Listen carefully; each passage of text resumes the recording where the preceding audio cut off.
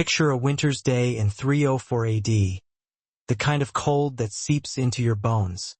In a city where marble gleams under the weak sun and the air carries the weight of an empire on the brink.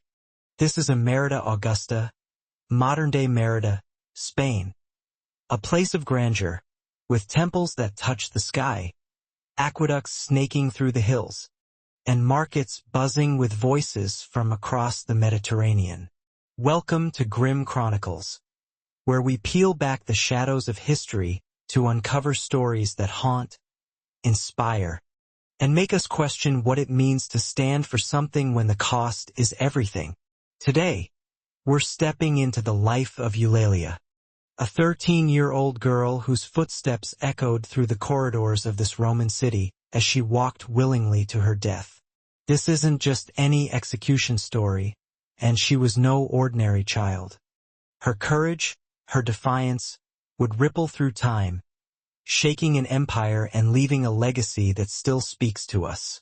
So, grab a seat, let the world fade away, and let's dive into a tale of faith, while the elite sip wine in sprawling estates. But beneath this polish, the Roman Empire is cracking. Barbarian invasions gnaw at its borders, the economy stumbles, and whispers of rebellion stir the streets. Emperor Diocletian, a man who rose from nothing to rule it all, believes Rome's gods, Jupiter, Mars, Venus, are angry, abandoned by a people turning to a new faith, Christianity. To him, Christians are a disease, refusing to honor the emperor's divine spirit or join in the rituals that hold the empire together. Navigating the tightrope of being crypto-Christians taught her to read not just Virgil and Homer but the forbidden texts of her faith. She's brilliant, headstrong, and burning with a conviction that terrifies those around her. While other Christian kids learn to blend in, Eulalia doesn't. She skips pagan festivals, challenges her peers' rituals, and speaks openly about her God, even when her parents warn her of the danger. One wrong word could doom their entire household. Her parents try to temper her fire, steering her toward charity work among the city's poor. But when Diocletian's edict hits, they know her boldness could destroy them all. Their plan is straightforward: get her out of the city. They send her to their countryside villa, a haven of olive groves and vineyards, far from Roman spies. It's a place where she can pray in peace, where they can wait for the persecution to blow over. Rome's politics always shift, they think, but they've misjudged their daughter. To Eulalia, hiding isn't safety, it's betrayal. She spends days in prayer, fasting, wrestling with a choice most of us can't imagine. One cold December night, while her family sleeps, she makes her move. With a companion, tradition names her Julia, perhaps a servant or fellow believer. She slips out, trekking through the dark, miles back to Emmerita Augusta. As dawn breaks over the city's temples, she steps into the Forum, the heart of Roman power. Imagine standing there, the air thick with incense and the murmurs of a growing crowd.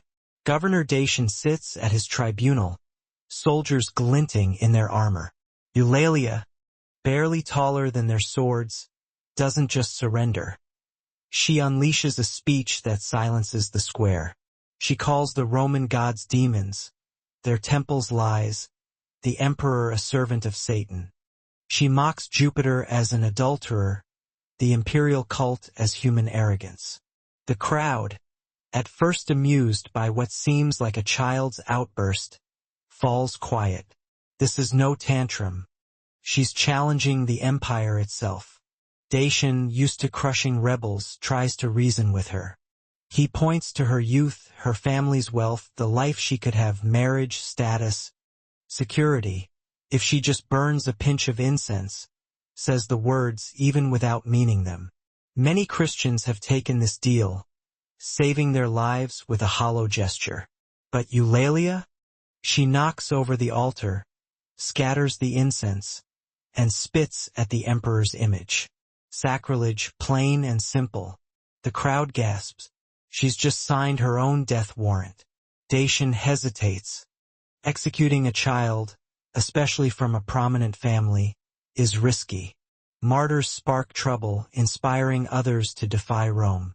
He throws her into a prison cell, a grim, fetid pit beneath the city, hoping a night in chains will break her spirit. But Eulalia doesn't falter. Christian sources say she spends the night singing hymns, her voice echoing through the darkness. Control, submission. Dacian, out of moves, orders her burned alive. A pyre is built in the Forum, a final show of imperial dominance. As the flames consume her, witnesses claim a dove rises from her mouth, her soul ascending to heaven. Snow falls from a clear sky, draping her charred body in white. Miracle or metaphor, these images burn into the minds of those watching, turning a gruesome death into something transcendent. The flames die down, but Eulalia's story is just catching fire. The Christians of Emmerita Augusta don't scatter in fear, they act. Risking their own lives, they claim her body, giving her a proper burial despite Roman bans. Flowers and prayers appear at her grave. The Catholic Church leans into virgin martyrs like Eulalia to counter Protestant challenges. Baroque artists paint her in vivid, wrenching scenes.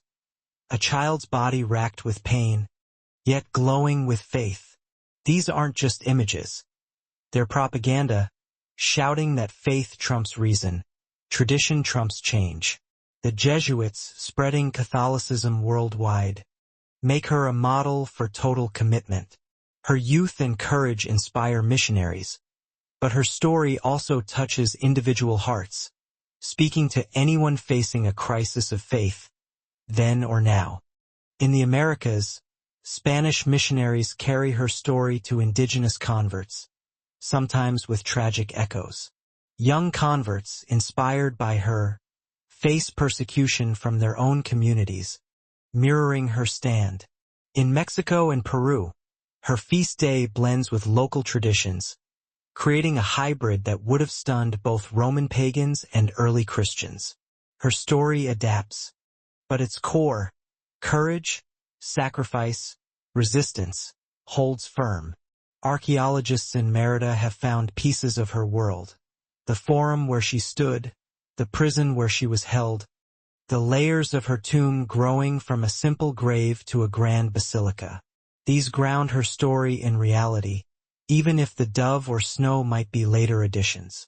Historians can peel back the layers, confirming a young Christian girl was executed during Diocletian's persecution.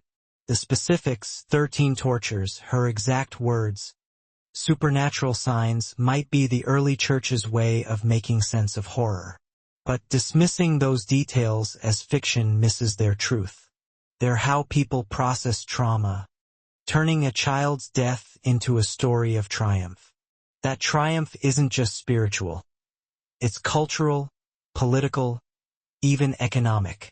Her basilica fueled Merida's medieval economy, drawing pilgrims who needed food, shelter, and souvenirs. Relics, images, and texts about her created jobs, wealth. But money wasn't the heart of it.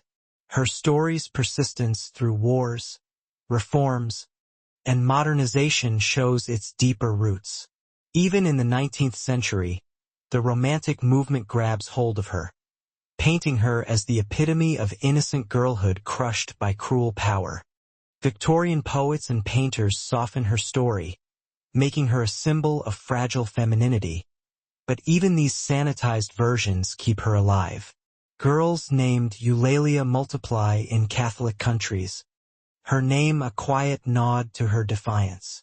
The Spanish Civil War drags her into modern politics. Nationalists claim her as a defender of Catholic Spain, Republicans as a victim of authoritarian brutality. Both sides want her, showing how her story can twist to fit any cause, revolution or reaction. The Second Vatican Council in the 1960s shifts things again. The church rethinks saint stories, moving away from gory details to focus on their positive witness. Eulalia's tale gets a softer edge, less about whips and flames, more about her courage and faith. It's a change that mirrors our discomfort with glorifying a child's suffering. But her story still resonates, especially in human rights circles. Is this world all there is, making her death a senseless waste? Or is there something more, transforming even the darkest ending into a new beginning?